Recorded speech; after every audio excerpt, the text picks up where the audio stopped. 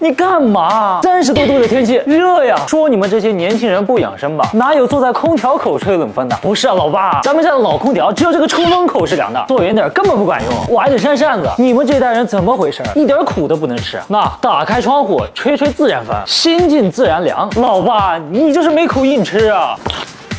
谁说空调吹不出自然风啊？你那套早过时了，现在的空调风比自然风还自然，这叫科技养生。